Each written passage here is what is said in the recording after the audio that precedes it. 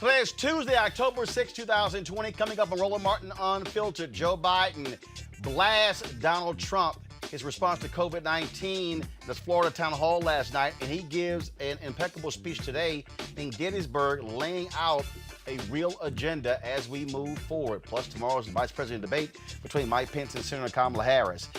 Reverend William Barber is here to talk about all the ways Republicans are trying to suppress your vote. A recent poll shows that black people are fired up and ready to get Trump out of office.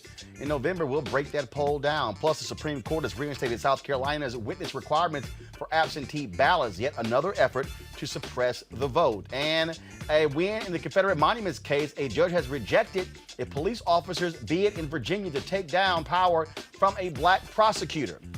In Texas, the officer who shot Jonathan Price has been charged with murder. We'll give you those details. And in Rochester, the mayor of that city has been indicted on felony campaign charges, and the judge has said, if convicted, I will throw you in jail. Folks, it is a jam-packed show. In addition to that, I'll be participating in a Get Out the Vote effort led by Jermaine Dupree, and the mayor of Birmingham, Randall Woodfin, will go live during our show to that effort. And plus, in our Black Business segment, you'll meet a black jewelry maker. Oh, yeah. It's time to bring the funk on Roland Martin Unfiltered. Let's go. He's got it. Whatever the miss, he's on it. Whatever it is, he's got the scoop, the fact, the find. And when it breaks, he's right on time, and it's rolling. Best believe he's knowing. Putting it down from sports to news to politics. With entertainment just for kicks, he's rolling. It's on go, y'all. It's Roland Martin, yeah. Rolling with Roland now. He's funk, he's fresh, he's real, the best, you know he's Roland Martin now.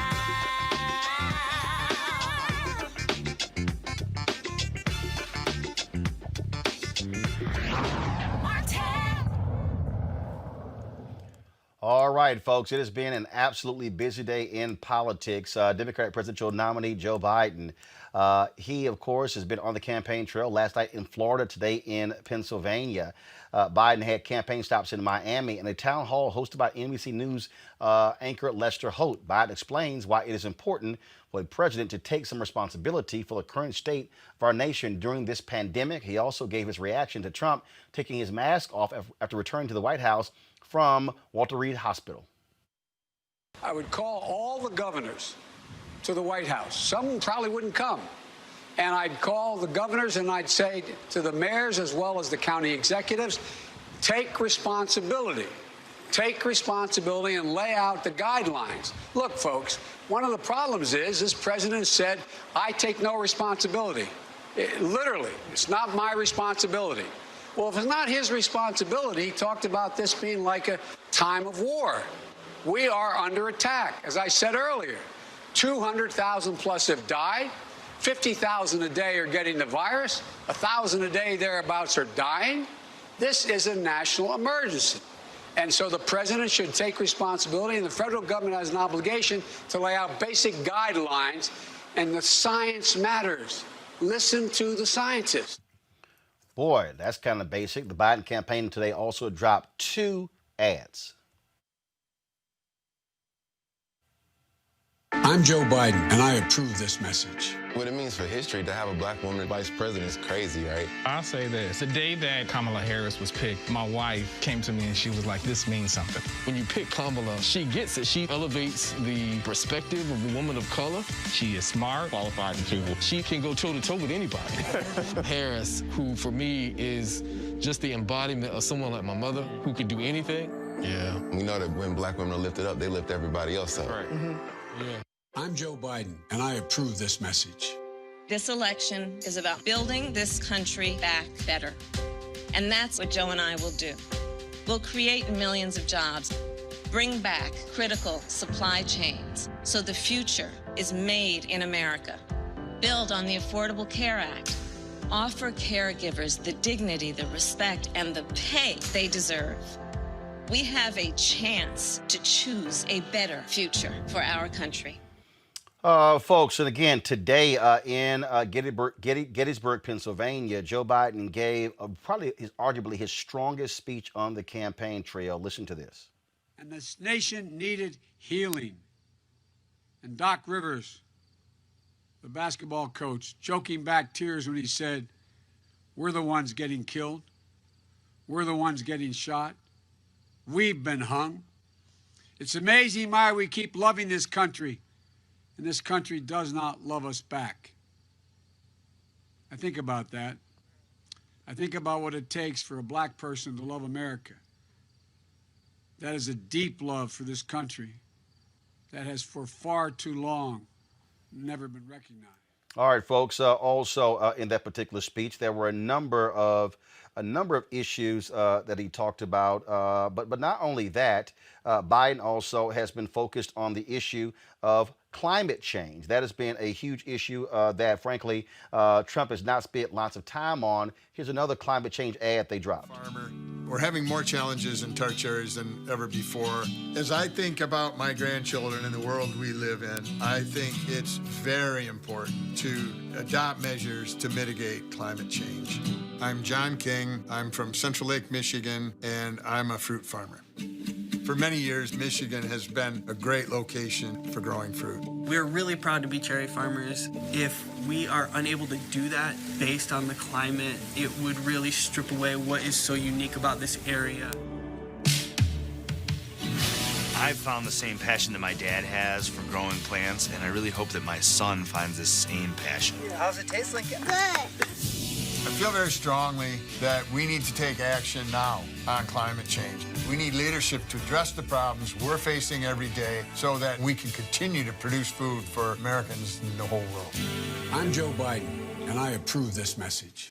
So what you're seeing obviously this extremely targeted effort on the part of the campaign. And you're seeing, of course, when we talk about that particular speech that took place today in Gettysburg, Pennsylvania, showing the contrast between the two individuals, between, of course, Joe Biden and Donald Trump. When you talk about, again, the whole issue of partisanship, when you talk about what's happening with COVID-19, joining us right now is Alan Williams. He's a strategic advisor for the Joe Biden campaign. Alan?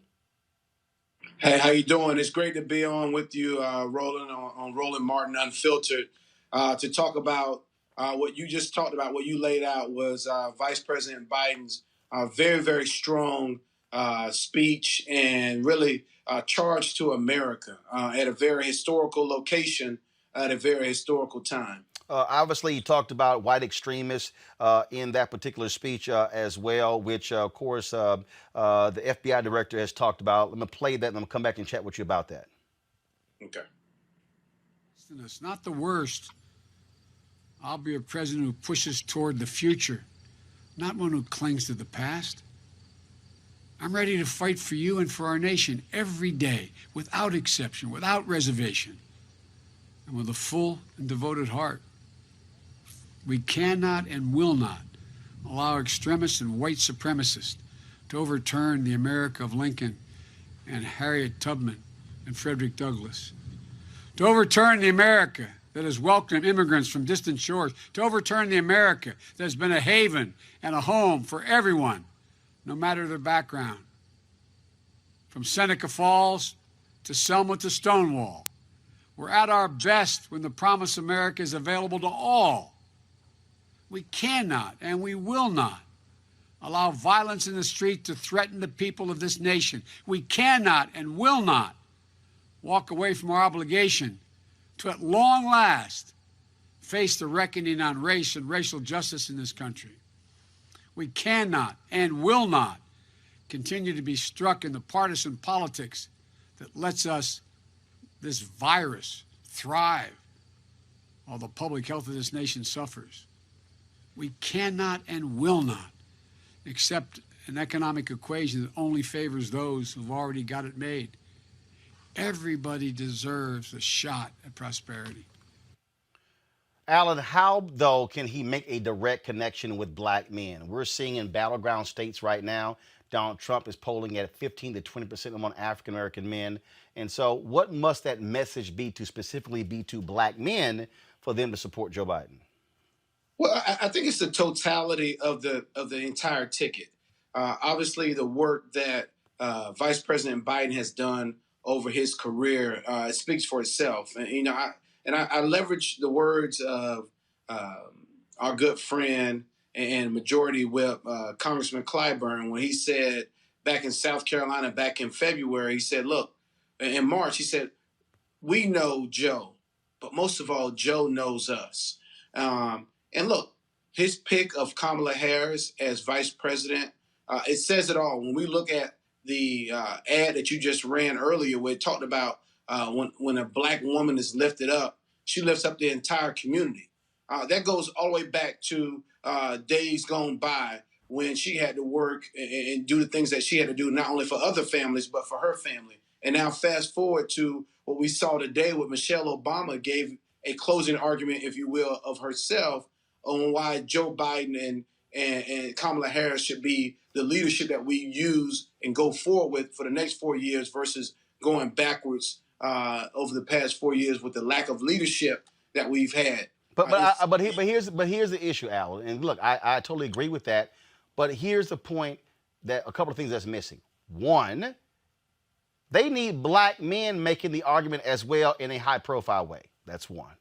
Two, what they also have to do is speak specifically to issues. Because here's what I have been hearing from brothers all across the country. Remember, there was a 9-point gap between black men and black women for Obama-Romney in 2012.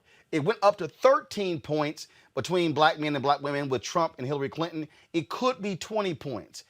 Republicans, they're banking on that. Lynn Patton put out this video where she's like, "Hey, look, they are laser-like." I watched on Sunday. There were ads during NFL games where Jack Brewer, former NFL player, was running during multiple times during every single NFL game. And so, again, how are they making the specific argument based upon issues? Not Joe knows us, but this is what Joe is going to do if he's elected. How does that appeal to black men?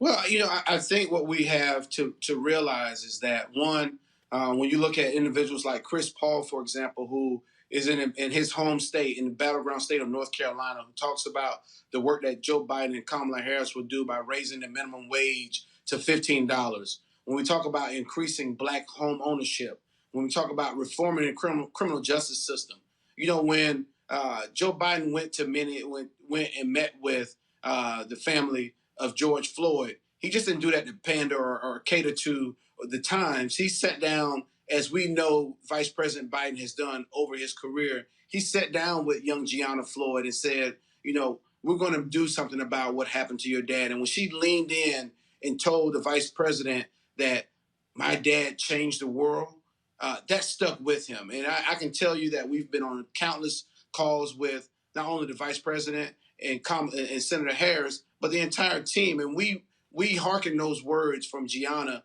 when we say, you know what, we're going to do better. We're going to build this country back better. Not only are we suffering through a pandemic of a health crisis, but we're suffering through a pandemic of lack of leadership over these past 4 years. And so it's incumbent upon us as black men to make sure that we get out and tell our brothers, we can't do it like we normally would do all the time in the barbershops, at church, after church, during football games, high school and college. But we have to get on the phone. We have to get out, share our message that we are supporting Joe Biden, not because we disagree with Donald Trump. We're supporting Joe Biden because he's going to help our country move forward. He's going to bring back that coalition that we saw in 2008 all the way to 2016 when he was the right hand to Barack Obama.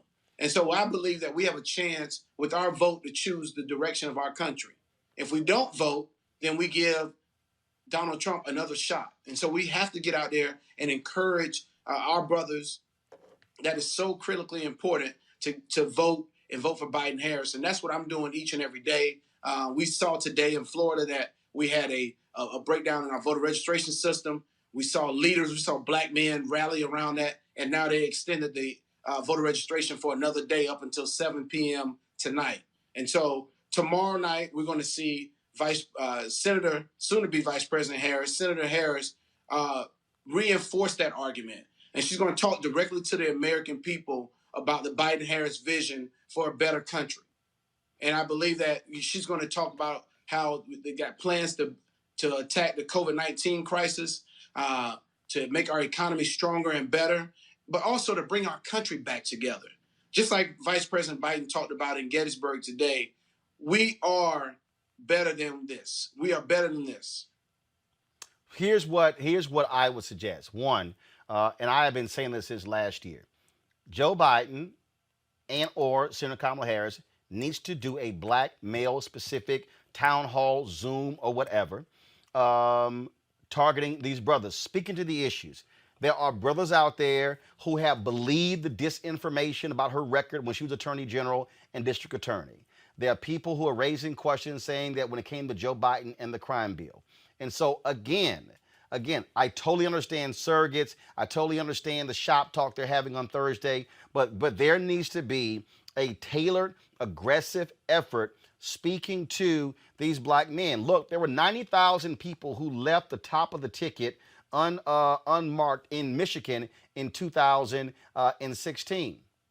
That could have been the difference between Trump winning the state and Hillary Clinton winning the state. And so I'm simply talking about, look, bottom line is, this is where you leave no doubt. The Republicans, we see what Donald Trump is trying to do, how they want to steal the election. My deal is you got to maximize it as much as possible. And I see what they're doing, targeting black women. Totally get it. What I'm saying is, look, don't even let up for a second on the other side. I've talked to black pollsters. I've talked to black campaign folks, people with political action committees, and there are many others who are sounding that alarm. And what I'm saying is the campaign needs to be more aggressive in tailoring a message. And look, I've run the shop talk ad, and that's fine, but every black man doesn't sit in the barbershop. And I'm saying there has to be engagement on a consistent basis, and it has to, they must hear from Joe Biden specifically and Kamala Harris specifically on this very point. That's all I'm saying, a message that needs to be taken back to the campaign. As a brother who streams this show, I'm looking here on comments on YouTube and Facebook and Twitter. I know what emails I'm getting. So I'm getting a 360-degree view of what's happening out here when it comes to black folks in this campaign, but specifically brothers. Well, Roland, I will tell you that your voice, your platform is tremendous, and the ability to come on here tonight and share with you why we believe the direction that the Biden-Harris campaign will take our country is so important. We believe, obviously, that Senator Kamala Harris is going to do a phenomenal job tomorrow night in Salt Lake City as she goes up against Vice President Pence. But I think we have to really dive into it. And I think you're absolutely right if you talk about engaging men of color. No, not men of color. Black men. Okay, black men. Men like me. You black. We ain't men of color. We black. We're black men. And I would say that what Senator Harris and what Vice President Biden has done and will continue to do is show the stark differences between our direction for the country, which is a direction for black men, and a direction for the country under the current leadership. And we believe, and I think you're right. I mean, there are times where we can do a stronger case, and we will do that. And I think a lot of times for black men, we have to dive into this in a way that we haven't with other segments of our community. But I will tell you that I think the fact that they're going to create good paying jobs, that you're talking about putting over $5 billion into lending for black businesses, for those individuals who have their small business that's being just ripped apart by this coronavirus and the lack of leadership that we have from the White House. We have an opportunity to build on the Affordable Care Act and make sure that all of our families have health care, right? And so there's so many different issues that we can really touch on, but I will tell you the most important argument I think that we can make is that as black men, we have to understand that the direction of our country is at stake. It's at stake, Roland. And I agree. when you think about That's why I'm where so passionate about this. And I'm like, yo, this is real. and look, the other side has shown that they have blatant disregard for our community, and no amount of platitudes, no amount of folks at the RNC convention that wanted to talk about how black they are. You had to go and find like 3 or 4 people, and that was it. Our tent, the Biden-Harris campaign, is built on and built around not only women, but also men of color, black men who are in key strategic positions that are helping the vice president articulate what we feel as black men each and every day. I got to ask you this here. I'll tell you, for me, on this day 2 years ago, I lost my dad to pancreatic cancer. And I will tell you that I understand the impact that poor health care has on our community. And that's why I know that a Biden-Harris ticket and a Biden-Harris administration will ensure that we have better health care for our men, better jobs for our black men, better opportunities for our black men than what we have currently under this current administration. I gotta ask you this here. And I gotta ask you about this tweet that Uncle Luke Luther Campbell sent out. You're there in Florida. You used to be in the Florida legislature. Luther said, "Let me tell you this, Senator Kamala Harris, Joe Biden, you will not win Florida if you don't bring me, Plies, Rick Ross, Trina the Rockstar, City Girls, Pitbull, Lil Duval to the table. We rep the streets of Florida." And then, of course, he said, if Joe Biden has to call Lil Duval, Trick Daddy, Rick Ross, Plies, Pitbull, Trina, City Girls, they will lose Florida. Now, Biden was just in Florida on yesterday. What is the black focus there? I go back to 2018. When I look at, even with Andrew Gillum, Miami-Dade, only 57% turnout of available voters. When you look at that chart that showed the top counties, Broward and Miami-Dade County were in the bottom numbers in terms of turnout. And so how aggressive is the Biden-Harris campaign on driving the black vote in Florida? We see his numbers. He's below Hillary Clinton's numbers with Latinos.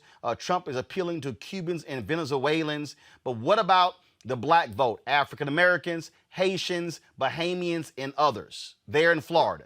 Well, I would tell you that we are leaving no stone unturned. We are engaging every aspect of the African diaspora as it relates to the state of Florida and really throughout the country.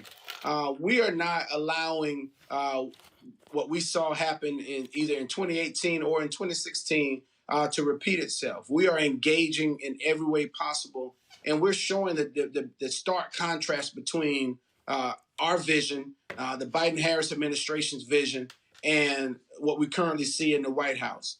And I believe that African American men, men of faith, will stand up and say, you know what, we can't sit on the sidelines. You know, it's football season right now, and we understand about sitting on the sidelines. We got to get in the game. And so we're doing all we can to make sure we get folks in the game.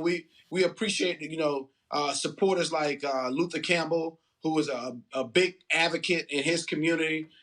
We love the work that he does down there to make sure that folks understand the issues that are impacting the community of South Florida and really the entire state, and all the other celebrities and surrogates. But it's not just about celebrities. It's about, that guy who goes home every day from working 2 jobs to make sure that his daughter can make it through college. It's that mother who's working 3 jobs to make sure that her son and her daughter have a chance better than they had. And we know that under a Biden-Harris administration, that load gets a little bit lighter, but the work still goes forward. And so we continue to listen to the voice of John Lewis that says the most powerful tool in a nonviolent community is the vote.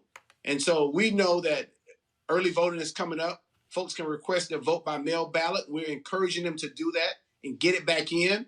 Vote early. one of my city commissioners here in Tallahassee said, don't be a November 3rd voter, be an October voter. And so we're encouraging everyone to get a plan to go and vote by mail or voting early, but be an October voter. So on November 3rd, you can sit back, watch the returns, and watch the country move in the right direction. But we need everyone to get out and vote and go to iwillvote.com. All right, then. Alan Williams with the Biden campaign. We surely appreciate it, brother. Thanks a lot. Thank you. And Steve, you can tell I tolerate captions. Lewis, you say hello. And by the way, Alan, the Florida Alphas sent me this shirt right here.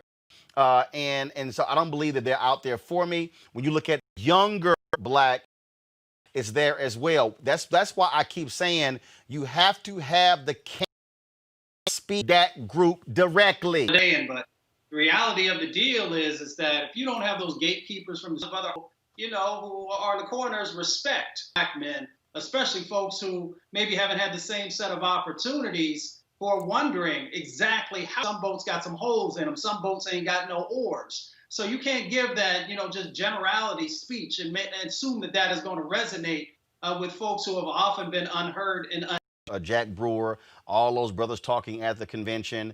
Their whole deal is like, Harris, Biden have done nothing. Trump has done these great things.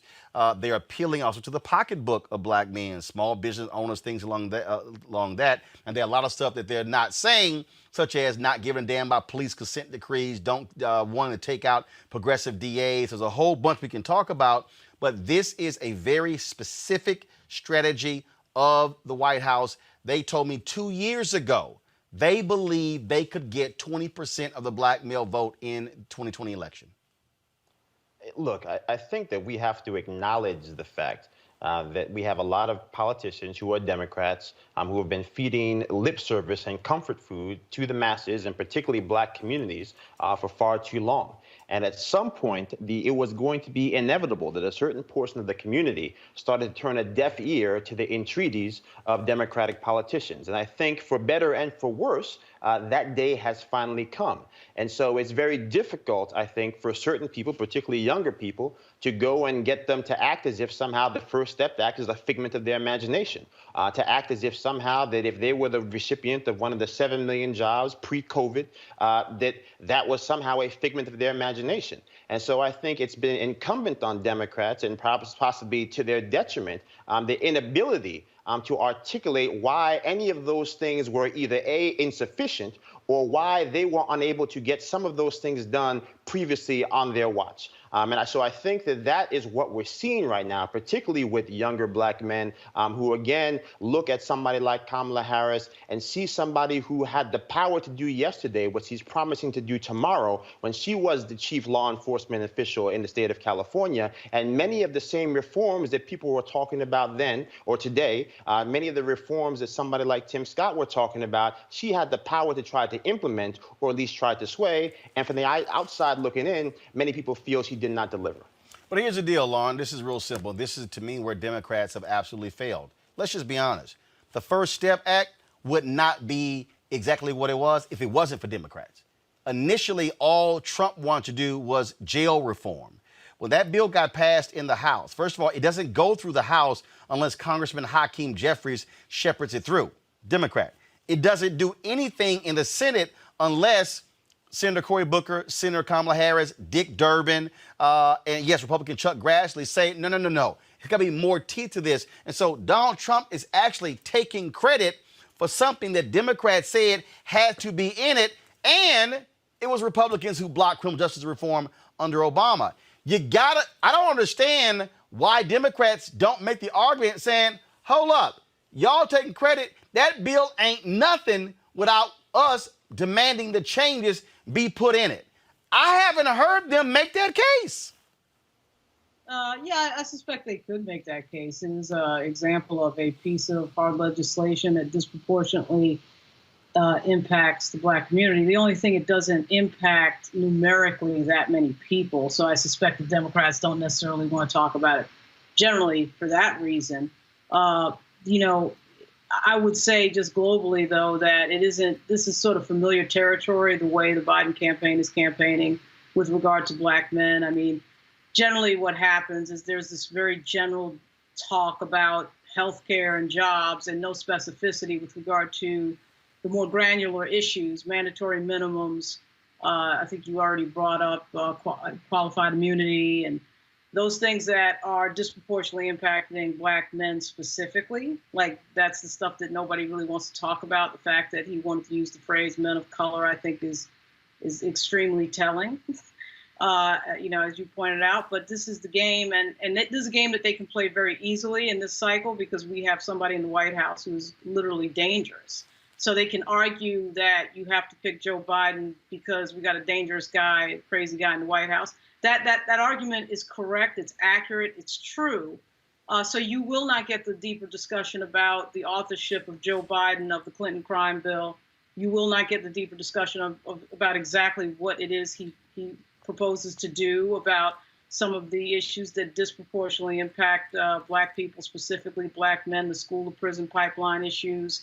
Obviously, the over-incarceration, the over-policing, the disproportionate weed arrest. I mean, does Biden want to talk about in any way legalizing marijuana? I mean, what conversation are we having about that? And we're not going to have that conversation because they can get away with what they're getting away with because of Donald Trump. So that's where it's at, and that's probably where it will remain.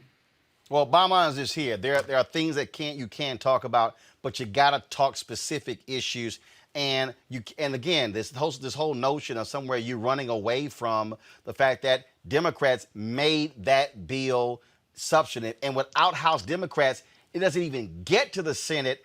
Maybe the whole ideal is, well, he signed it, he's taking credit for it, but that's still crazy. I don't care if 9,000 or 10,000 folks got released. You take credit when you did something. Folks, one of the issues that we're also dealing with is voter suppression, and we continue to see how Republicans are doing that. Take your pick. South Carolina, Texas, North Carolina. I can go down the line. It is real, and it's not just voter suppression. They are gearing up to challenge every single mail-in ballot because they want to steal this election. Joining us right now is Reverend Dr. William J. Barber, Repairs of the Breach. Reverend Barber, you have been fighting this issue for a very long time. It is clear what they're doing. The Supreme Court just allowed South Carolina to reinstate requiring witnesses to be present when you sign an absentee ballot.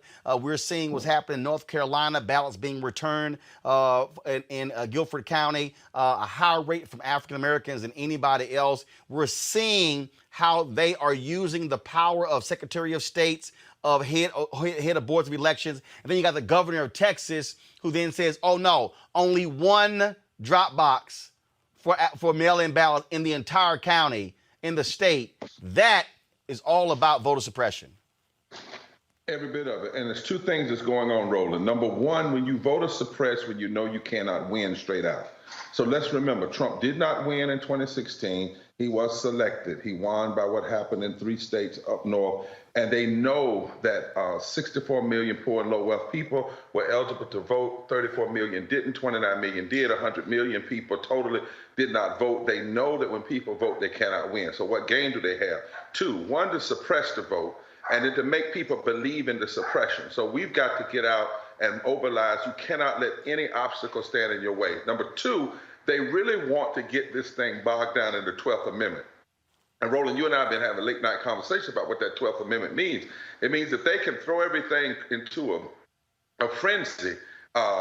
It can actually get to where it'll be a vote in the House, and it'll be a 26, 22, 24 vote, because there's a process in the 12th Amendment that allows it to end up being a vote per state if the election is not certified by a particular time.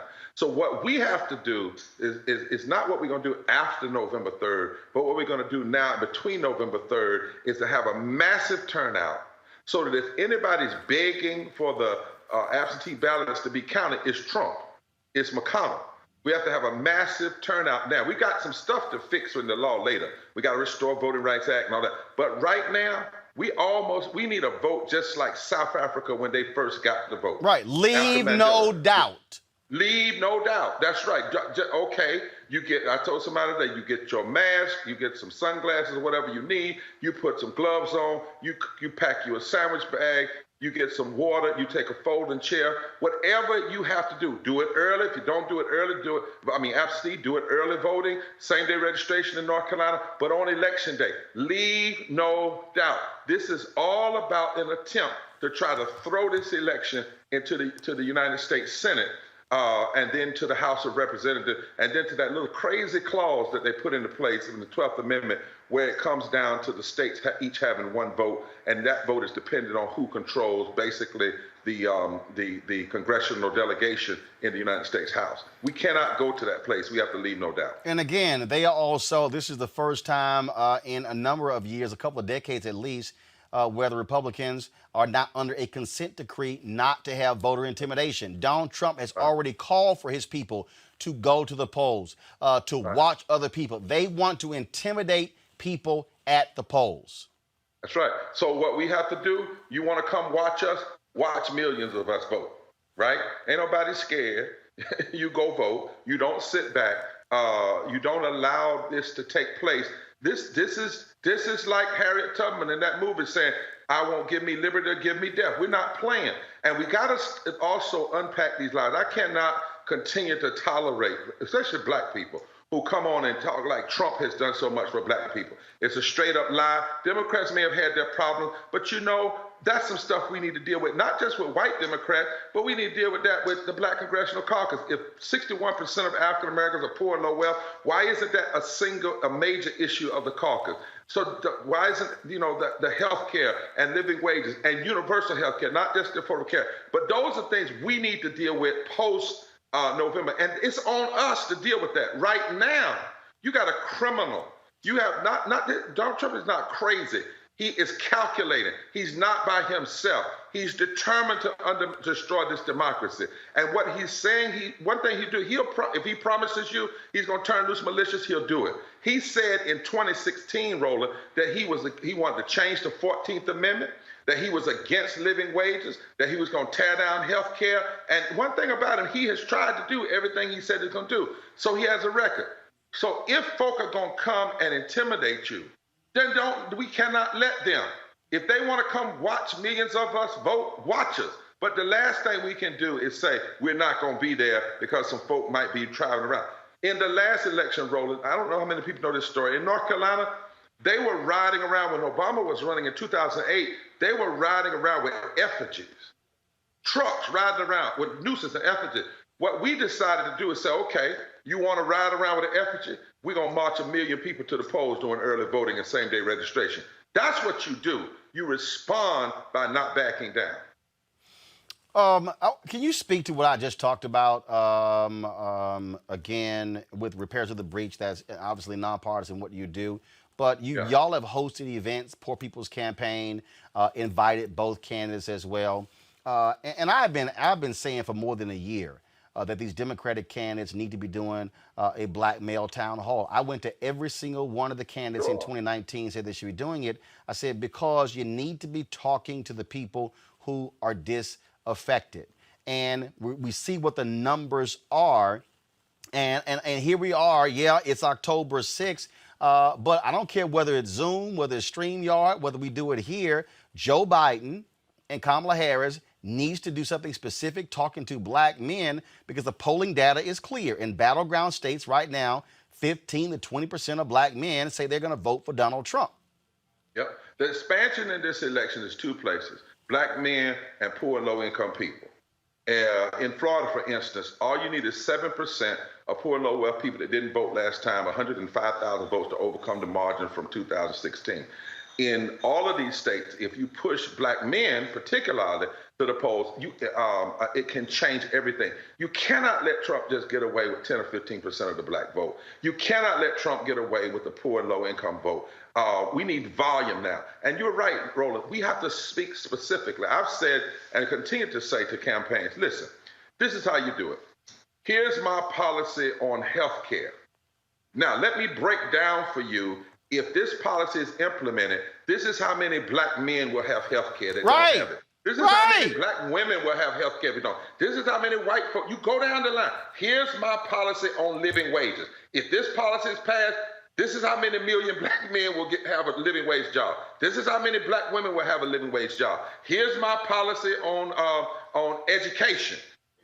If this happens, this is how many black men will get college degrees. This is how many white women. This is how many poor and low-wealth people. You just go down the line. You don't leave it in generalities. You let people know specifically how they will be impacted by a policy. And you know what, Roland? If you do it that way, now some people push back on this, but listen to me.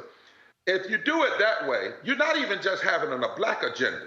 What you're telling people is, I don't look at black people and just think they're only involved in one or two issues. I want you to know I look at the race issue in everything my administration is going to do. Banking policies, the Fed policies, environmental policies. And in every one of those policies, you disaggregate how it's going to affect black men, how it's going to affect black women, how it's going to affect black children, how it's going to affect Latinos in raw numbers, how it's going to affect poor white folk in the mountains. And if you speak to people like that, then they know where they stand. And then they're not just voting for a person, they are voting for themselves. And that's why, and that's why again, when we ran the ad, I don't want to hear this just general stuff. Oh, my mama felt great when she got named vice president. I get that, okay? Totally get that. I don't care. Look. I said it when Ta-Nehisi Coates did this big old piece, on the Obama presidency, and damn near everything I think there was like one line dealing with policy, and the whole piece was all about how he makes us feel. I'm like, damn, how you make me feel. I need to know, how did your policies impact me? And it's not that hard to sit here and just what you say, go through the whole deal. My criminal justice reform plan will impact black men this way. My health care plan will impact black men this way. My business plan, my housing plan. That's all you got to do. That's it. And as a preacher, you just do Jesus. I mean, Jesus, that's what Jesus did. He said, I care about this group, this group, this group, this group. This is what's going to happen. But do Martin King, this group, this group. All of our movement. Do Harriet Tubman. Do Frederick Douglass. Do William Lloyd Garrison, who was a white man. They didn't just talk about race in generalities or economics in generalities. They had a specific plan, specific wants. And let me challenge the members of the Black Caucus, the members that are close to the campaign. You ought to be saying that. That's what you should be saying. It's not about feel good. For instance, I love Senator Kamala Harris. I thank God for her, prayed for her. When I hear people say, well, we will feel good. No, the question is, when she becomes vice president, how will those 78 million poor and low-income women, of which a large majority of are black, will benefit in policy? When that happens, then you get the sister in the suite connected to the sisters in the street. That's a whole different political game. And that's what we have to talk about. Public policy and politics is not about feelings. It's about facts. It's about figures. It's about policy. It's about changing people's lives. Reverend Dr. William J. Barber, we certainly appreciate it. Thank you so very much. Thank you. God bless now. Thank you, sir. I want to go back to my panel here. I mean, this is, Joseph, at the end of the day, this notion of getting away from feeling. First of all, we know how people vote emotionally, whatever, but I am able to counter. Like, for instance, there's this video that Trump people have been sending around. Trump retweeted this brother, it's a 9-minute video, and he's talking about how his whole life has changed since Trump has been president. I watched the whole video. He literally said nothing. I mean, it was just nothing. But it was just like, oh yeah, I just feel differently. I'm sitting there going, based on what? But again, you got to meet, if folk out there are unsure about you, the only way to counter this is to say, this is what I'm gonna do. Here. What he gonna do? Compare the two. Right. Now, I mean, I think, look, the best way I can describe it, people ask me all the time, hey, Joe, why are you still a Republican? And I say, quite honestly, I think you guys think that this is some type of the wrong kind of party. Now, I'm not here for the open bar. I'm here to leverage power for myself, for my family, and for my community. And I think the issue becomes that we as black people have been disempowered for so long, we no longer know how to wield it or leverage it. And so I think the issue becomes when you come down to these elections where, you go back to, 1988, Jesse Jackson talking about Reagan won by the margin of despair. Well, the reality is that when it comes to black people, we are always living and dying on the margins of despair. And I think that the people become so desperate because they listen to people talk about what they will do for our community, but at the same time, understanding that those people have never actually leveraged their own political capital when it was inconvenient for them to do things on behalf of black people. And I think that for better and for worse, that's one of the criticisms that people had with the Obama administration, that for 8 years they had a person that they knew personally cared deeply about black people, but didn't necessarily leverage political power to do things specifically on behalf of an African-American agenda. And similarly now, the concern becomes, as you have this 5%, 10%, 13%, close to maybe 20% of black males looking desperately for some sign of opportunity and hope, they will look to any sign of something that is different than what has come before. Because at the end of the day, what people are truly looking for is a chance and a crack, a chance to have a choice. And ultimately, even if the choices are inconvenient, black people having to choose between either having your children be safe on the stoop or having your children being shot after a police stop gone wrong, these are unenviable decisions, but ultimately the only decisions that we ever face because of the fact that we've been disempowered and disenfranchised year after year, generation after generation. But Lauren, this goes beyond just black men. When you look at, there's very soft numbers when it comes to young voters, specifically young black voters. And so that's why, again, they have to make a very clear and precise argument speaking to, this is what I am going to do, and hold me accountable when I win. Well, yeah, I think obviously one of the biggest issues for young voters is just the state of the economy in terms of obviously the cost of college, cost of higher education is a huge one. You don't really see Joe Biden talking very specifically on anything because he has to spend so much time really in the in the sort of world of talking about Donald Trump, which is understandable because we were at a crisis point in this country with regard to COVID and unemployment as a result of the COVID crisis. So I get what Joe Biden has to sort of negotiate there, but it really gets him away from talking specifically to any constituency, whether it be young voters or black voters or anybody else.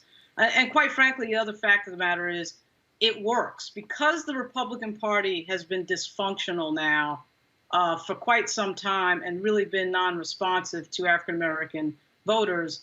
The Democratic Party knows it doesn't have to do too much to get black votes, and so they don't do too much to get black votes and they get them anyway. And so they can stay in the land of, how Kamala Harris makes you feel in the historic moment and all this other stuff and not have to talk about things like mandatory minimums and civil asset forfeiture. The other part of that yin and yang, by the way, about 20 seconds.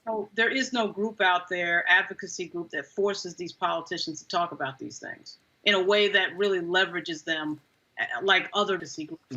Right, and that's absolutely needed. I got to go to a break. When we come back, folks, Jermaine Dupree and others, they're putting together this Zoom conversation to encourage young black folks to get involved and vote. I'm going to join them in just a second. We'll be right back on Roland Martin Unfiltered.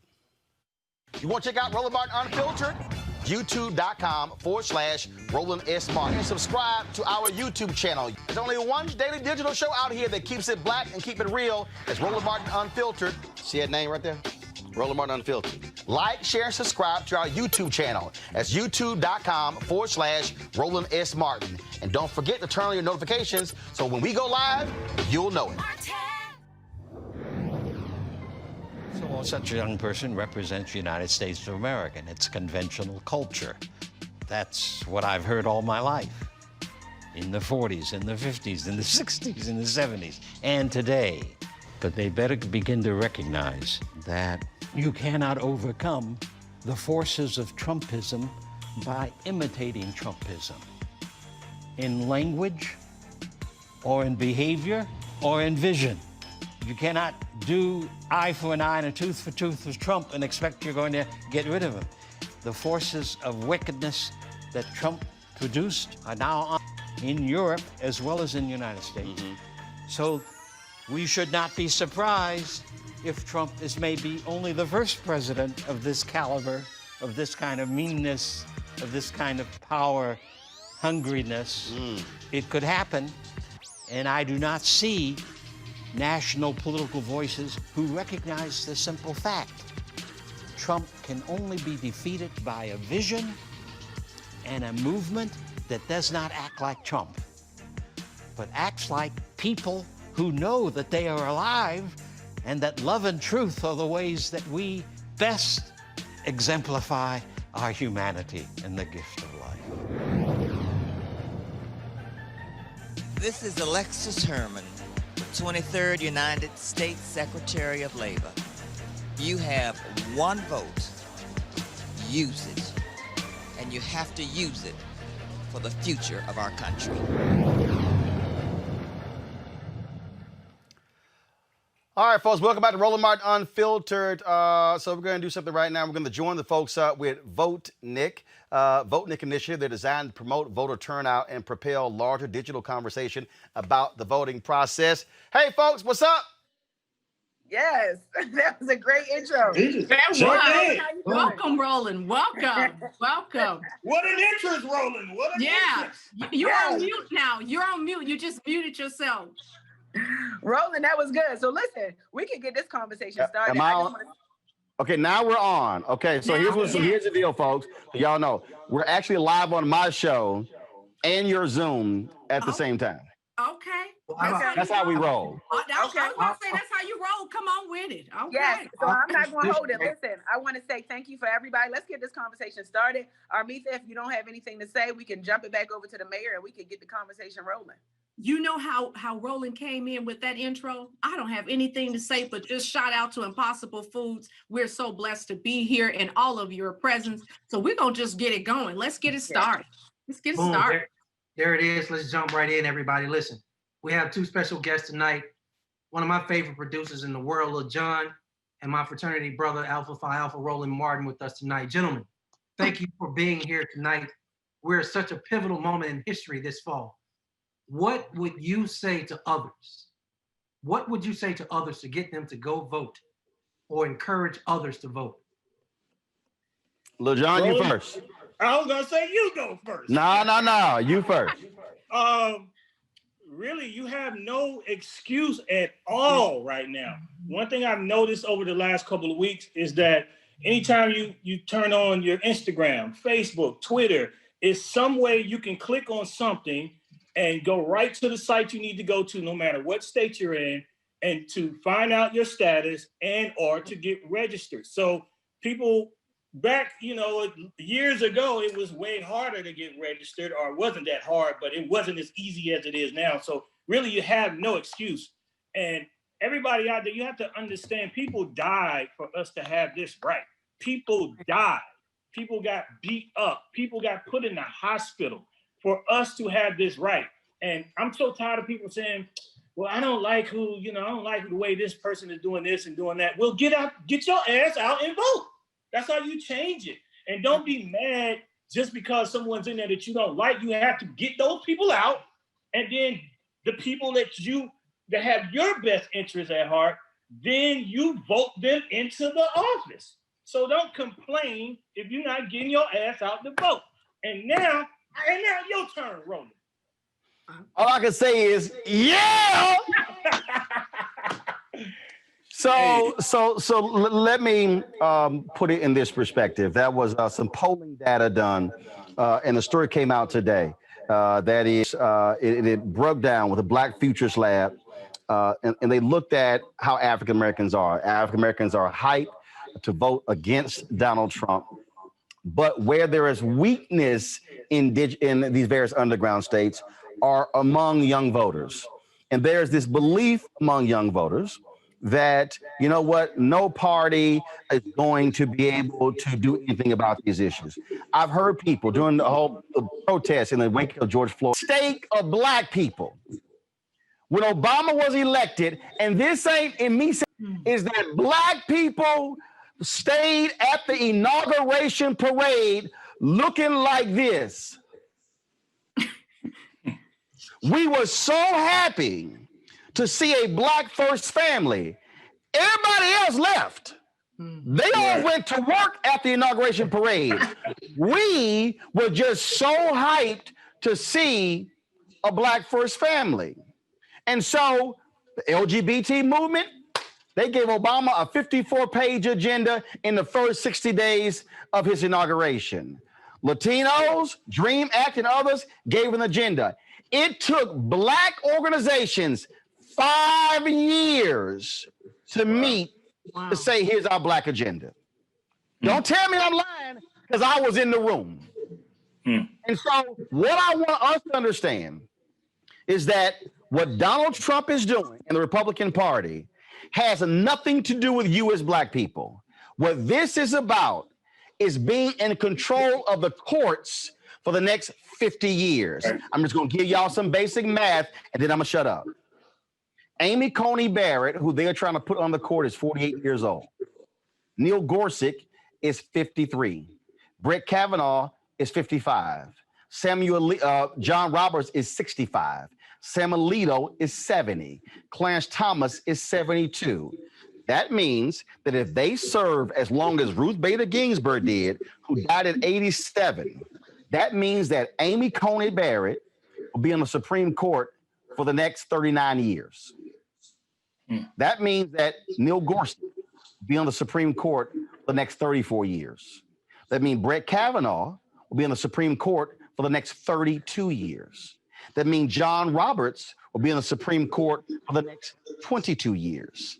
That means Samuel Alito will be on the Supreme Court for the next 17 years.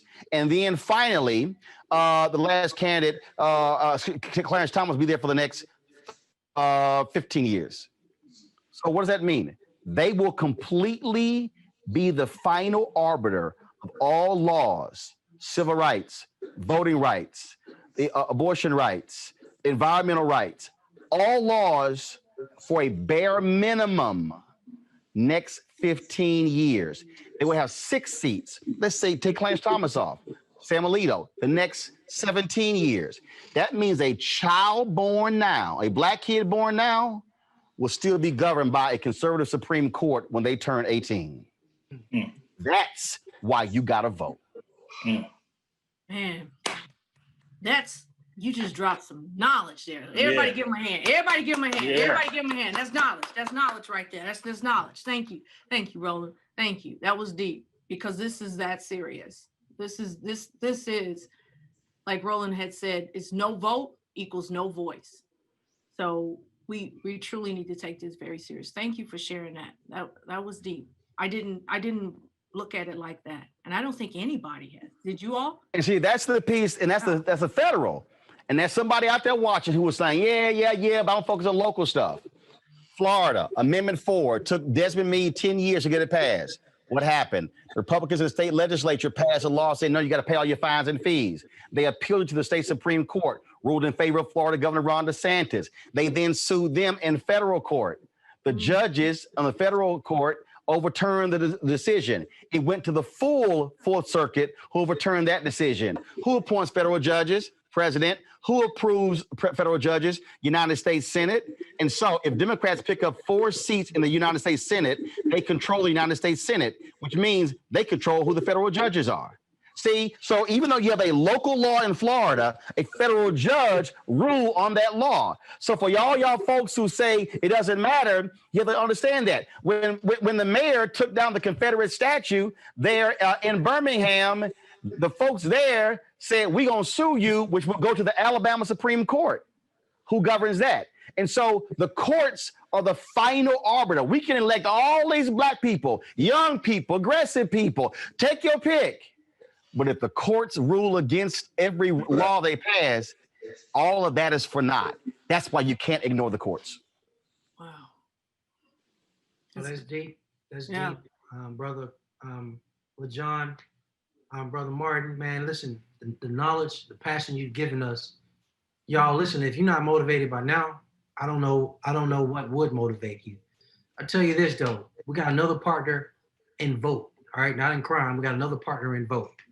I want to give a warm welcome to Armethea Pilstrom. You know, Miss Armethea is the National Corporate Manager of Impossible Foods. Armethea, you know, we see you kicking it right now. You're killing us in your polka dots. But tell us, what does this year's election mean to you and Impossible Foods? Yes. So I'll speak first on behalf of Impossible Foods and the social good team. We are doing two things. We are giving 1 million meals to food insecurity that truly affects and impacts the Black and Brown community, as we all know, as well as we are putting our time, money, and where, I would say our energy is really making sure people are truly getting out to vote. We didn't just post Black Lives Matter. We're doing something about it with this Vote Nick initiative, is having a seat at the table to truly making sure, like I said before, when Roland Martin had put out a video of dancing, and in the back of the t-shirt, it said, "No vote equals no voice." And that hit me. And when I went back to the team and I said, you know what, we need to partner with Slutty Beacon, the founder, Pinky Cole for Atlanta. And it was her idea to put this all together. And from that, with Jermaine Dupri, and to say, what could we do? And instantly, as her being our partner, we said, put us there. And so that in itself, on behalf of Impossible Foods, we're not talking about it, we're actually doing it. And we do mean that. Speaking on behalf of Armitha Pilcher, myself, number one, as a wife, a mother of a son, a 22-year-old son that graduated this year, it's hard. It's hard, right? And then also being a member of Delta Sigma Theta, that is what we do, right? We lift two hands to get out here and serve. So with all of that being said, I think that it's not about someone else, it's about you. What are you doing to change your households, your neighborhoods, your community? And by doing that is voting. You can't sit here and complain about it. You can't sit here and say, well, this is terrible, what's happening. What did you do to elect those people that are in office? And going back off of what John said, being able to educate yourself, what is going on? And that's what we have to do more of, is educating ourselves, and then also inspiring each other to give back and to vote, but give back and to know who you should be voting for, because that is a big issue that a lot of people have no idea who they're voting for. Absolutely. Well, listen, first of all, shout out to the Divine Divas of Delta Sigma Theta Incorporated. Thank you. As well as congratulations to your son. And again, thank you to all of our special guests, Lil John, Roland Martin. Man, y'all energy, your passion. Thank you for schooling us and telling us what's at stake over the next 30 days. Listen, we all have an assignment. My next assignment, and Pinky would tell me I got to hold true to this, is for us to shut up and stop talking and get into these questions. So how about I open it up for the first question? Let's talk about the issues at stake. Which issues, all right? We have switched to the questions. Which issues do you think are most pressing for the American people, and probably more importantly, Black American people? That's for any of y'all. Well, here's the deal. I'm bouncing about 90 seconds to finish the rest of my show because I got guests that are waiting. So let me just say this right here. Affordable Care Act is on the agenda. Supreme Court likely is going to, if they confirm Barrett, they could very well invalidate all of the Affordable Care Act, which means that you're going to need a Democratic House and Senate, and of course the White House, to actually fix that particular law and then pass that particular bill. That's coming down. Healthcare, that's a critical issue. Second of all, we talk about voting rights. Right now, Republicans are flat out focused on voter suppression. They have not fixed the Voting Rights Act. The Supreme Court has picked up another case out of Arizona that could very well invalidate Section 2 of the Voting Rights Act. The Shelby v. Holder decision in 2013 invalidated Section 4. So that's why in Alabama, you no longer have federal oversight of elections, which means that they can do whatever they want to, cut polling locations, and don't have to get approval from the federal government. So if Democrats control the White House, House, and the Senate, you can pass a strong Voter Rights Act law that doesn't sunset in every 25 years, but can simply be permanent for all time. The last point is the environment. The person who wins the White House sets policy for the EPA, Department of Commerce, for the Interior as well. And so we're seeing what's happened. I'm from Houston. Hurricanes. South Carolina. Hurricanes. You're talking about what's happening with wildfires in California. You're seeing tornadoes in the Midwest part of the country. We have to confront the environment as well. All of that is on the ballot. And I can tell you, on all three of those, Donald Trump gets an F. Period. And so that has to happen, and we can't ignore the Senate last point, which means you got Tommy Tuberville running for the Senate in Alabama. All he knows is being a football coach. That fool don't even know what the Voting Rights Act is. He has no business being in the United States Senate, so Doug Jones should come back. And if you're black and you're voting in Georgia, Raphael Warnock. If you're talking about in North Carolina, Cal Cunningham. We have to put the people in office who will advocate for our issues. And black men, y'all don't play games with this. Sisters are mobilized and organized. Brothers better understand that we should be voting as well in record numbers. And here's my final deal. You don't vote, shut the hell up. Well, I approve that message. I approve that message what Roland Martin said. Thank you. Thank you. I approve that.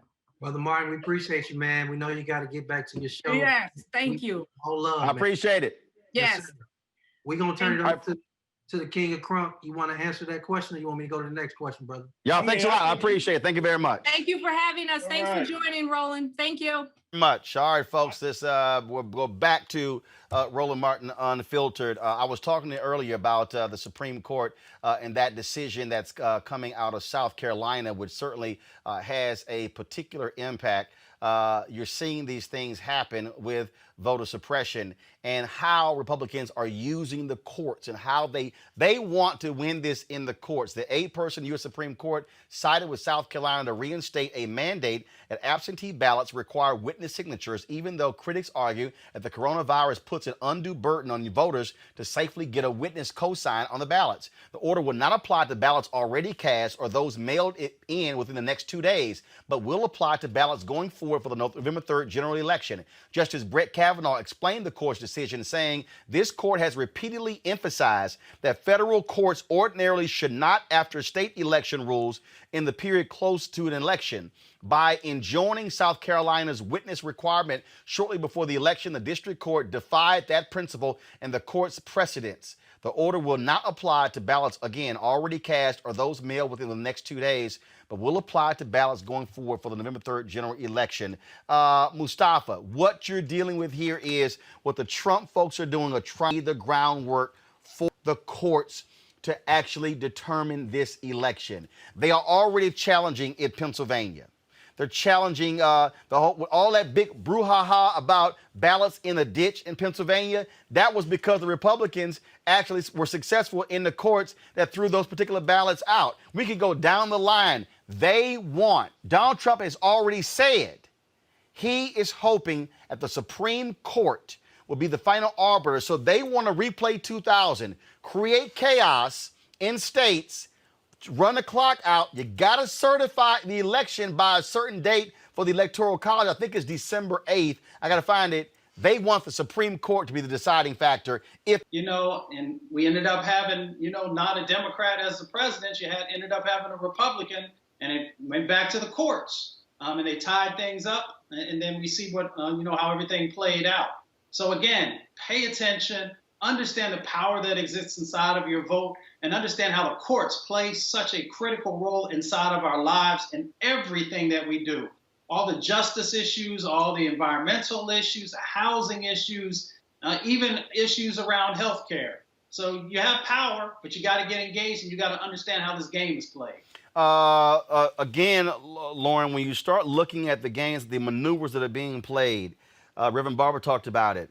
They are trying to execute a similar strategy that George W. Bush did in Florida in 2000, hoping that if the numbers are close, they're going to start picking off thousands of ballots, going through.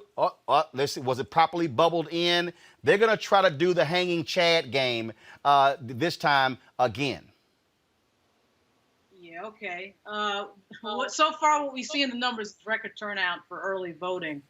I think Virginia's at something like 700,000 people. I think Florida's number 2 and Wisconsin's number 3 in terms of record turnout for early voting. We also see, and of course, we can't trust the polls. We know that because of what happened, obviously, in 2016. But we are seeing some states in play that, quite frankly, should not be in play for the Democratic side. I mean, South Carolina and Georgia should not be in play, and they are. So I suspect what is about to happen is some sort of very close to realignment-like set of numbers on the side of Joe Biden.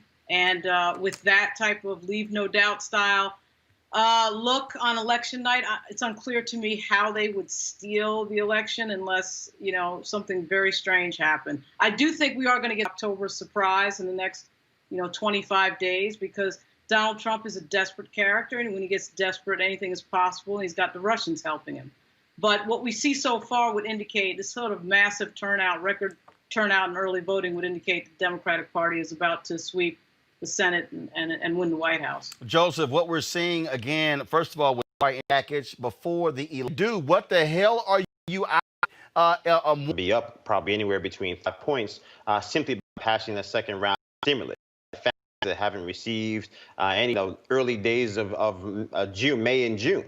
So I think ultimately, you have a real liquidity crisis on Main Street. Individuals who whose bank accounts are so overdrawn, they've been shut down, don't even really have any form of checking or liquidity or even ability to engage in financial transactions.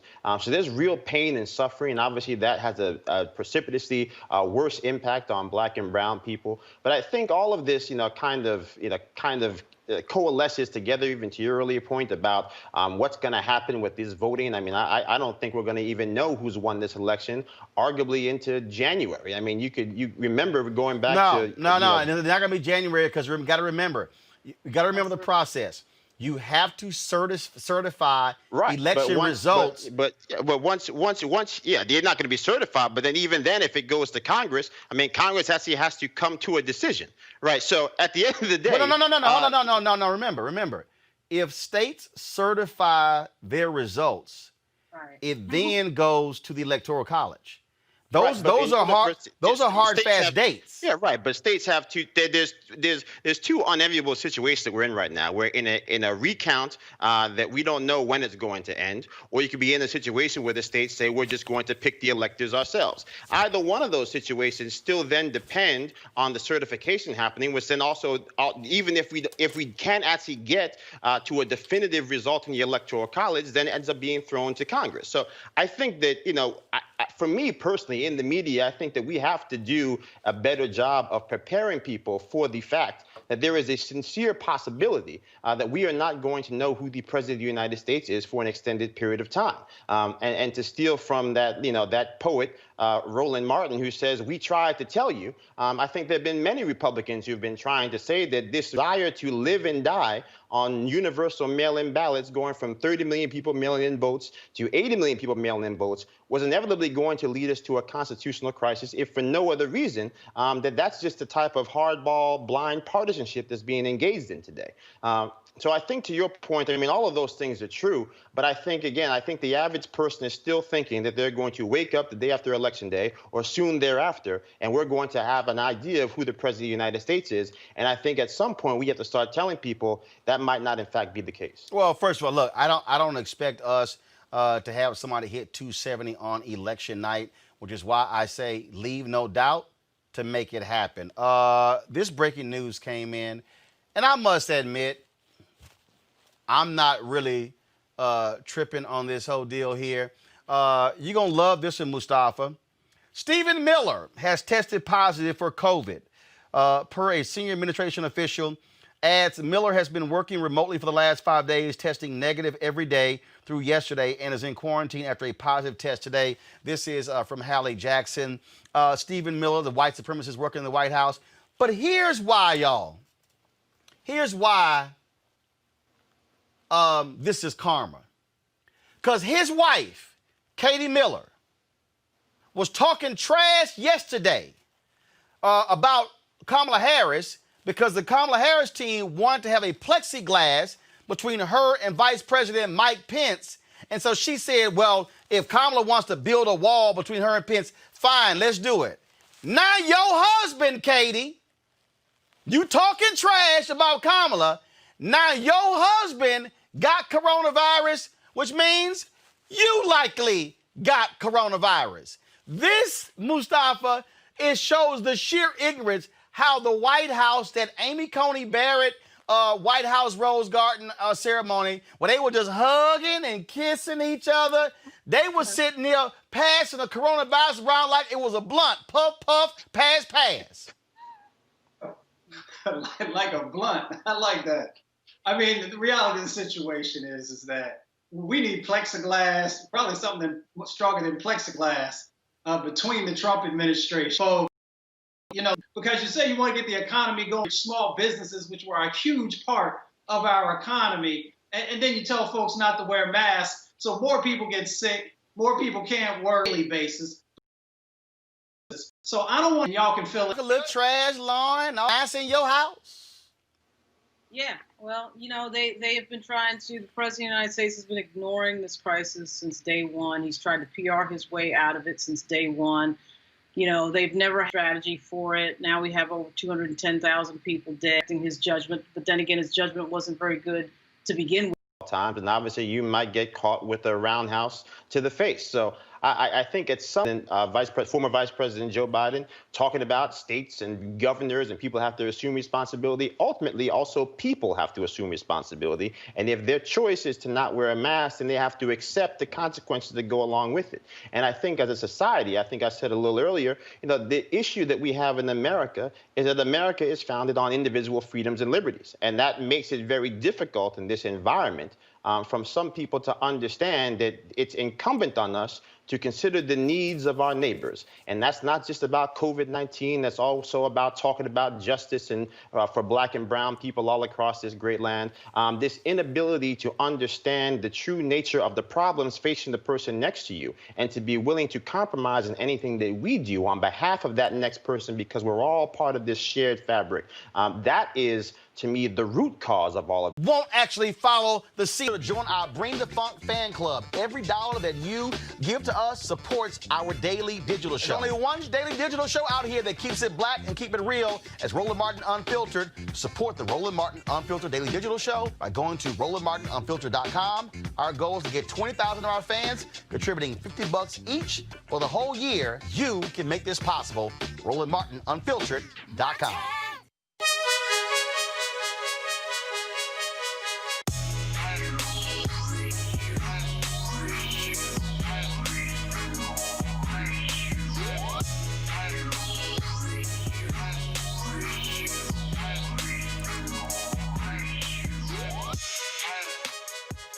All right, we support black-owned businesses here on Roland Martin Unfiltered. The folks at Seek.com, they, of course, have a couple of things. Their virtual reality headset right here, folks. You just drop your cell phone right in. You can look at their content on Seek.com or look at 360-degree video right here through this headset. It's it's pretty fabulous to actually be in the room, in the place with that virtual reality video. They also have these great 360-degree 4D headphones. Gamers love them. You can listen to music, watch videos, great surround sound. All of that's great. These two devices here you can get from Seek.com, CEEK.com. Use the promo code RMVIP2020. RMVIP2020. And we certainly thank Mary Spiel, the founder of the company, and the folks at Seek.com for being supporters of Roland Martin Unfiltered. All right, folks, we've been talking the election. 27 days left before Election Day, but we're already in Election Day with early voting starting all across the country, with people dropping mail-in balloting all across the country.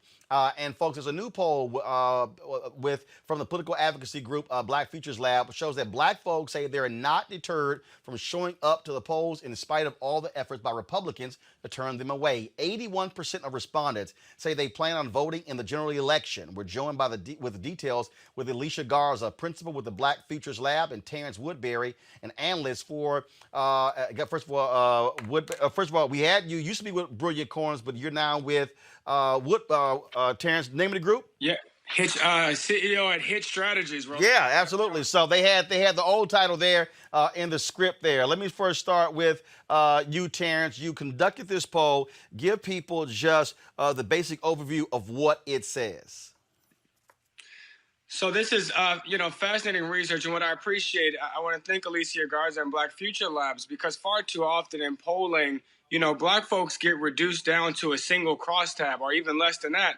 We even get reduced down to people of color in a crosstab. And so this robust research allowed us to really open up the black community and to look at some key audiences and demographics, and to identify some potential problems going into this election cycle. And the truth is, we got some problems going into the final stretch here.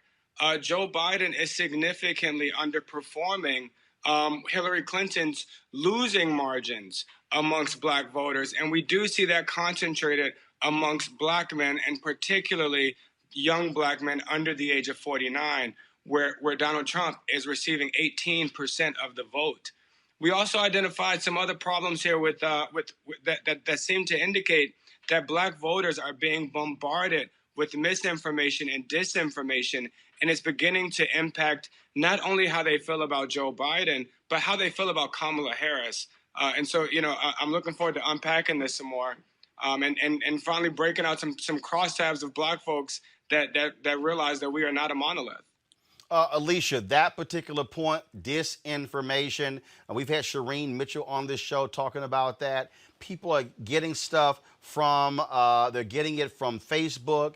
And the thing is, I've said to the Biden people, the Harris people, look, you got to counter disinformation. You can't just let it sit out there and just, and where there's no response to it whatsoever. We got some audio issues with you. Make sure your microphone is up. Guys, can we pull up her audio, please? Can you hear me okay? Now we got you. Go ahead. All right, cool. Well, I was just saying, Roland, you and I have been talking about this for at least a year. And we came on to the show a year ago and talked about our Black Census Project. And we've been hearing for a long time that not only are Black men being left out and left behind, especially when it comes to political campaigns, but we've also been talking for a ton of time now about the ways in which Black communities are being targeted with disinformation and misinformation. And frankly, as somebody who's a co-founder of the Black Lives Matter Global Network, nobody knows more about misinformation or disinformation than I do. I mean, in this moment, Roland, Black voters are being assaulted by the kind of misinformation and disinformation that is trying to keep people away from the polls. And in this particular political moment, Roland, what we're finding is that lies are spreading much faster than the truth. But here's the other thing that I know, and we're so proud to partner with HIT Strategies on this groundbreaking poll, because 30 days out from the election, it's time for us to stop saying Black voters are not a monolith. We've been saying this for a long time now. It's actually time for these campaigns to be taking action. And so what this poll has done is really laid out in very clear terms what it means to target Black voters in such a way that is addressing the concerns that we have. And it's also being very, very clear that if these two candidates, Vice President Joe Biden and Senator Kamala Harris, if their campaign is not taking this seriously, it's sure to have an impact at the polls, and it's sure to make sure that the impact of this election season is not what most of us would want it to be. Terrence, when you talked about going inside of those numbers, even though we have less than a month, 27 days to Election Day, what should candidates be looking at doing with these numbers? Is it too late to appeal to these voters? What should they be doing? What kind of messaging? Where should they be trying to reach them? It's not too late, and a lot of Black voters are still undecided. I've been saying since January that Black men are the real swing voters in this election, and can frankly determine the outcome in a lot of the battlegrounds that we've all been paying close attention to. But when you look at this data, it is quite clear that for Black voters across demographics, for younger Black voters and under Black voters, for Black men and for Black women, rural and urban, the issues are clear. The top issues for Black voters are COVID-19, racism, and the economy. The order of those three issues may alternate depending on what group of Black voters you look at, but those three issues are consistent. And until we lean into racism, I mean, we cannot, and this goes for the entire Democratic Party. This is not just a Joe Biden problem. This is a Democratic problem that we all have to confront. And I want to acknowledge what Joe Biden said in his Gettysburg speech today, where he really leaned into the moral imperative of the nation solving the original sin of racism. But Democrats have to realize that we cannot respond to racism with economic policies and more affordable health care.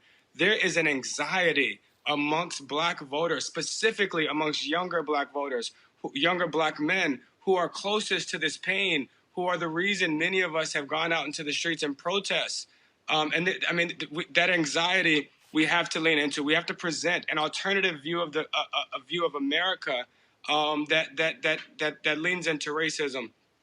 But also, Roland, we really do have to do a better job of defining Senator Kamala Harris here. She has been taking the brunt of this misinformation and disinformation, and frankly, she's being used to discredit him. And we asked the question: Does Joe Biden picking Kamala Harris as his VP make you more or less likely to support him? And overwhelmingly amongst Black voters, 70 to 80% of Black voters are more likely to support Joe Biden because he chose Kamala Harris. But 14% of younger Black voters are less likely to support Joe Biden because he chose Kamala Harris. And had you told me that 3 months ago, that there would be Black voters that wouldn't support him if he chose her, I would thought it was unbelievable. But when I asked in focus groups recently in Florida, a young Black man, 25-year-old Black man in Florida said to me, I know what Joe Biden's priorities are as president because he chose a top cop as his vice president. He just wants to lock up more Black people. I don't know about you, Roland, but I've never heard a young Black man use the word top cop. That is, he is repeating verbatim what he is hearing in misinformation and disinformation, and we have got to combat that, and we have to do a better job of raising her profile, of telling her story, and using her to anchor this candidacy. But Alicia, I'll be perfectly honest. That was a fault of Senator Kamala Harris. Her campaign did not realize what her greatest Achilles heel was, and then they started emphasizing the top cop language as well in this whole idea of appealing, let's just be clear, to white voters who are all about law and order.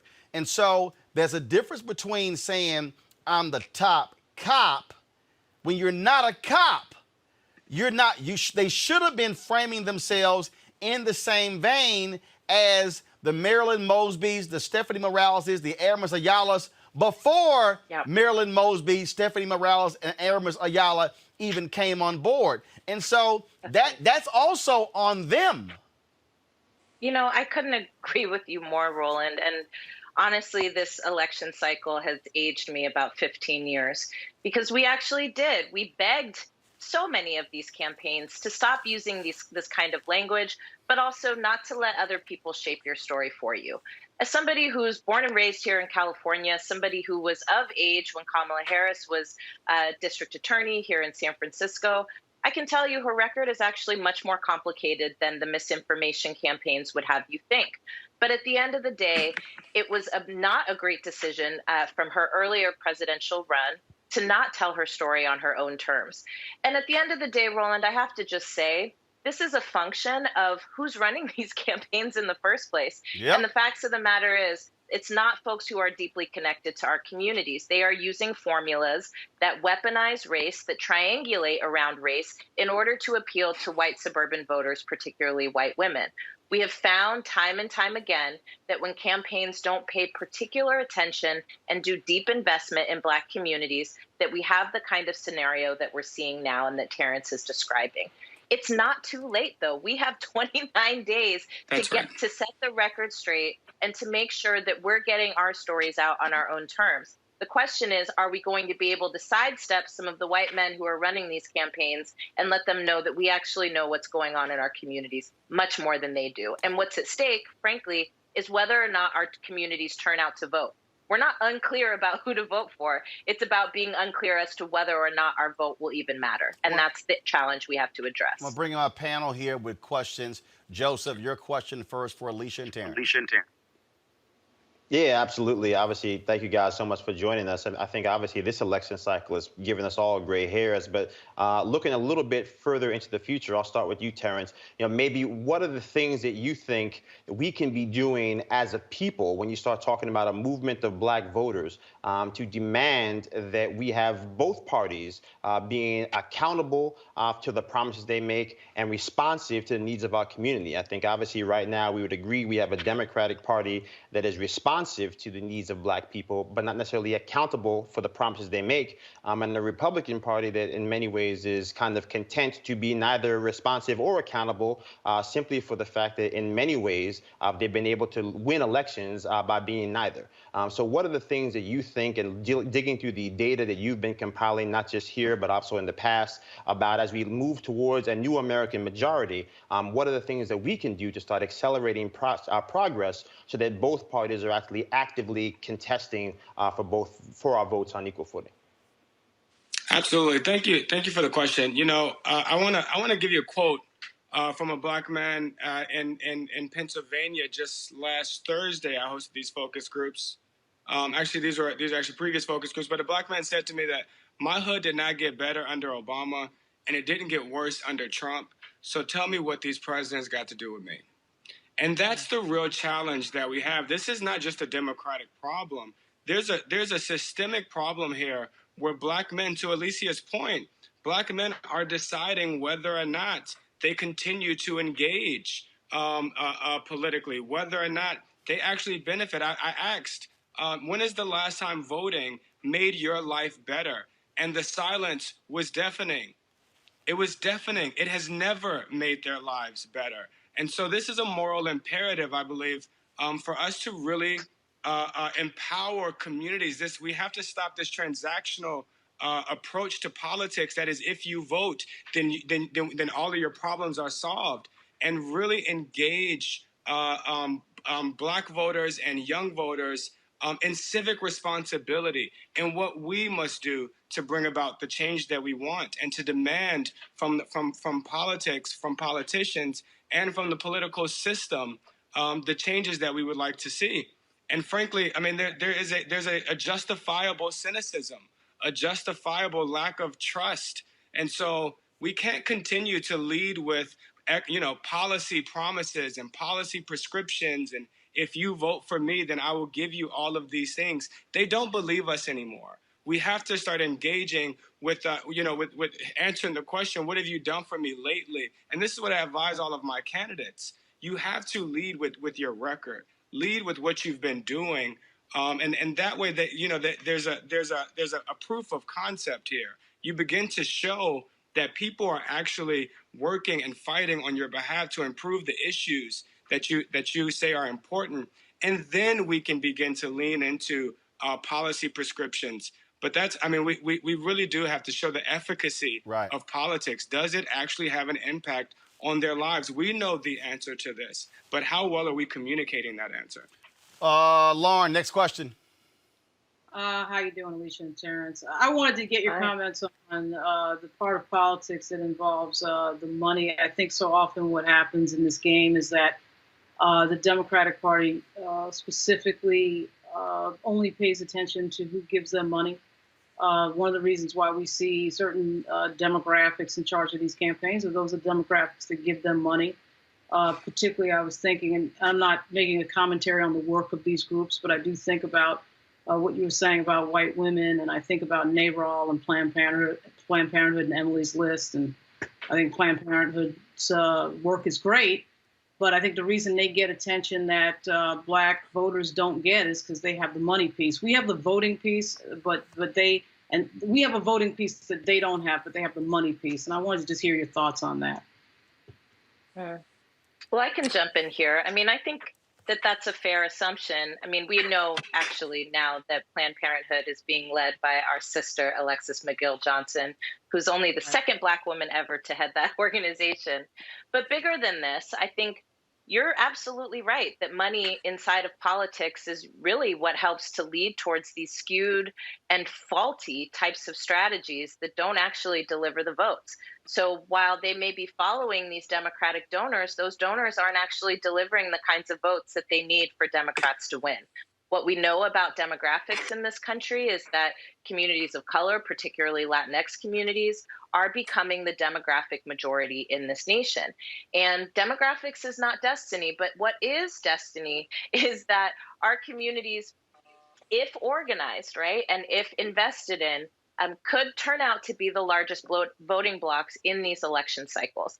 But it's a lack of vision, frankly, that allows for these kind of top donors to be leading the strategies rather than people rooted in communities that have everything to gain from turning out and everything to lose from democracy withering away. And so we have seen this happen on their watch. And frankly, if this election season isn't enough to do an about face, I'm not really sure what else can be enough. Terrence, real quick, you got an answer?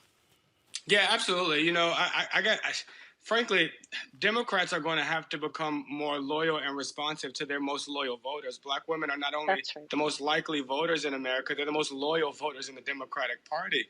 And I want to push back on the money idea as well. I mean, I spoke to the Boulay archons last week and gave them a political briefing on what the state of the election was.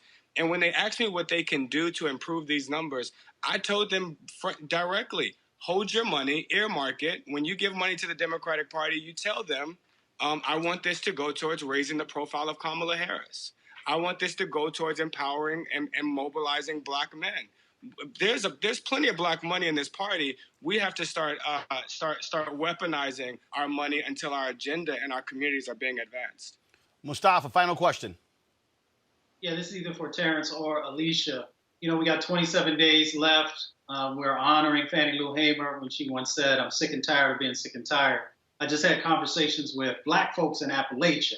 And yes, there are some Black folks there. What do we do in the next 27 days to reach those folks who have been unseen and unheard? Well, I'll start off by saying what we do in the next 27 days to make sure that our folks who have been left out and left behind are at the center of this election season is we've got to turn them out. We've got to make sure that folks like Latasha Brown from Black Voters Matter, that the folks from the Movement for Black Lives, the folks from the Black to the Future Action Fund, and all of these other entities that are going into our communities and motivating and mobilizing voters and have been for the last year, have the resources that they need so that we can close the gap between the outreach and the investment that the party's been doing and the outreach and investment that's needed to get everybody involved. The second thing I think we need to make sure we're doing is really making sure that these campaigns understand what's at stake. 27 days is not a long time, but it's also not no time. And so there is an opportunity to change course. And actually, this week is a wonderful opportunity to speak to not only the strongest base of the Democratic Party, but also speak to the issues that most Americans care about. And frankly, we missed a huge opportunity last week in the debates to really get into a discussion about race and how it impacts every single system and structure in our society. And this isn't a new opportunity to push back against this BS law and order agenda for some, right, but not for the president and his cronies, but also to offer a pathway forward. And frankly, we shouldn't be telling any lies on that stage. We should be telling people things are hard, but without your participation, things will never get better. Everything you leave on the table, somebody else will eat. That's how we got Donald Trump in the first place. Folks, where can people actually see more of these survey results, polling results? Well, you can check out our website at blackfutureslab.org. You can hit strategies to get some more information about this polling data. We'll also be doing more events, so follow us to figure out where we'll be.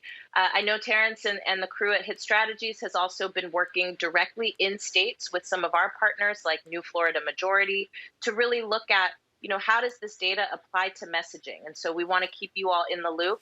So if you want to follow us, check us out at blackfutureslab.org. Alicia Garza, Terrence Wilberry, I certainly appreciate it. Thanks a lot. Thank you so much. Thank you, Roland.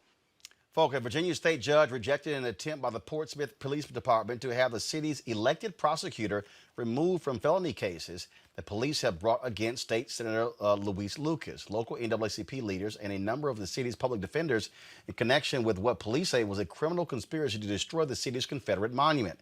The decision by Judge Claire Cardwell would allow Commonwealth's attorney Stephanie Morales to handle the cases as she was generally elected to do. The Portsmouth police tried to subpoena Morales, even though she wasn't on the scene of the destruction of the monuments back in June. People are nuts. A Texas police officer was charged with murder after a 31-year-old black man was stunned by a taser and then shot to death. In the statement detailing the shooting that killed Jonathan Price, Wolf City officer Sean Lucas was responding to a call about a possible fight. Lucas attempted to detain Price. Now, Price was the one who was trying to break the fight up. But Price resisted in a non-threatening posture and began to walk away. Lucas used his on Price, then shot him. He was taken to a hospital where he later died. Friends and family of Jonathan Price said he was trying to stop a domestic dispute before he was shot. They say the argument was settled before officers even arrived. Lucas was arrested and his bail set at $1 million. Real quick with our panel here, folks, I think about the case that was in Illinois, where it was a brother who was a bouncer at a club, and then they came on a scene and the body camera footage showed it where the cops were saying, hey, he's one of us, but another cop still shot and killed the brother. And the Cook County DA, Kim Foxx's office, determined they could not file charges against the officers involved. We've seen the other cases as well where, hell, if you black, man, don't even get involved in stuff because if the cops come, you might be the one who dies. Yeah, we've seen this happen several times. And frankly, the speed with which they arrested this officer, which I think was 2 days, is pretty unprecedented. And the statement that they put out subsequent to that is pretty unprecedented. So it looks as if he's going to be prosecuted. Mustafa? Yeah, I'm just saying, you know, we've got to be really careful because they are trying to disconnect us from our communities. When black men can't intervene to help to de-escalate a situation or to stop a domestic violence situation, then that creates these further divisions inside of our communities. So people need to be able to know that it's safe for them to do the right thing, because when folks can't do the right thing, then of course we get into a very chaotic situation. Yeah, look, I think the exhaustion that washes over you, dear story. Basically, if Beverly Hills can have their own police department and Brentwood can have their own police communities, because obviously what we currently have in place simply is not working. Well, that is certainly the case. It took place in front of the Sunflower County Courthouse. Today is also the day that Fannie Lou Hamer was born in 1917. She was born on a cotton plantation in Sunflower County. She was one of the thousands of Mississippi for national elections. Folks, Rochester, New York Mayor Lovely Warren has been indicted on 2 felony campaign finance charges. The first charge is for first-degree scheme to defraud, and the second is an election law offense for illegally coordinating activities and expenditures. The grand jury indictment is connected to Warren's 2017 mayoral re-election campaign. If she is convicted of the felony charges, Warren will be removed from office under state law. The maximum sentence would be for 16 months to 4 years in prison. It is unlikely that Warren will be incarcerated. However, her pension could be forfeited and she could lose her law license. But check this out. The judge in the case, when she appeared before him, he did tell her, if found guilty, you are going to be sent to prison. So we certainly will see what happens on that. And folks, this story here, Connecticut sports anchor who's white was fired after calling South Carolina Senator Tim Scott and Uncle Tom. Fred Gertini tweeted, "Thanks, Uncle Tom," in response to Scott saying Trump likely misspoke when he told the Proud Boys to stand back and stand by. News 12 said in the statement that Gertini was fired due to its zero tolerance policy for racism. Gertini, who has since deleted his Twitter account, issued an apology via Twitter. I'm just saying, not always a smart move. To some folk, don't always just tweet what you think. Type it, then hit delete. That's what you may want to do. Let me thank my panel for being with us. Mustafa, Lauren, Joseph. Great conversation. I certainly appreciate y'all. Thank you so very much for joining us today. All right, folks, time for our business segment. Keziah Yisrael is the owner and founder of Yisrael Jewels. She creates jewelry as a sacred adornment from metals such as copper, brass, and silver infused with raw crystals and Swarovski crystals. Her jewelry consists of anklets, bracelets, eyewear, lock jewels, and more. Most of her work stems from her cultural awareness practices, growing up Hebrew in her imagination. She has a history of jewelry making since she was 14. She joins us right now. How you doing? I'm good. How are you? All right. So, how long you been doing this? Go ahead. I've been doing it for over 12 years. I started with my first Hanukkah gift, and then it began again in high school, and then I wanted to take it serious. So I went to college and got my degree in it. And I'm still pursuing it and still continue making jewelry to this day. Wow. And how has it grown over the last 12 years? I'm sorry, I missed that. How has it grown over the last 12 years?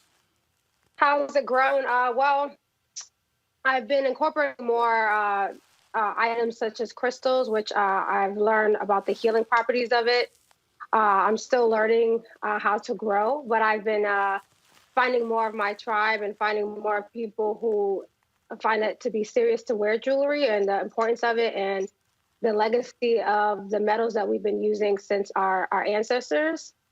So it's been growing with my knowledge of why it's important to use copper and brass and metals such as silver. So I've been using that more, and even just the crystals. Crystals are like numbers, so there's so many things to learn about it with the energy that it possesses. So that's one of the main things that it's grown with how I've been making it. All right, so I take it you're also wearing your work. And so just walk us through, what are you wearing? I mean, you've got an adornment on the forehead, you got the earrings, you got two around your neck. So explain what you're wearing. So I have on this amber copper headpiece, and I have on the chain copper with an opalite, and I have my copper chain that I've made all from scratch, so piece by piece. And copper is really important to me because it's been used since the Qing Empire. It's been used with our ancestors. It's a conductor of electricity, and we also are the same thing. We are copper beings, so I like to emulate what we are through my jewelry. And with the amber stone and my opalite, I do love crystals. I do use Swarovski crystals as well, too, which I am wearing on my arm. But copper also has a lot of healing properties as well. It's been used to help with circulation. It's been used to help with things like rheumatoid arthritis. It helps with just bodily pain. So like copper is my favorite metal. I used to love brass a lot, but copper is my number one metal that I use, and I try to explain to my customers and clients as to why it's important for us to wear this and the properties and how it affects us. So what is your most popular piece of jewelry, or what area that people love the most? I would say my Swarovski Christie bangles, which I'm wearing here. These are like my most popular. My crowns are very, very popular. I would say that above everything, my custom pieces, I feel like are the most popular because I like to people's individuality, and that's what my expertise is. So making custom orders is really like the grand prize of like Yisrael, me being your custom jeweler. That, and also right now, currently, my copper chains, these link chains, are also becoming extra, extra popular. Well, that all works out there. Now, where can people tell us, where can they get your jewelry? Christmas, and if they want some custom-made jewelry, they should check you out. All right, we certainly appreciate it. Thanks a lot. Thank you so much for featuring me. I appreciate you and all the work you do. You take care. I appreciate it. Have a good one. You too. All right, folks. Some sad news here, and that is an actress has passed away. Armelia McQueen. She made her Broadway debut in 1978's Ain't Misbehavin'.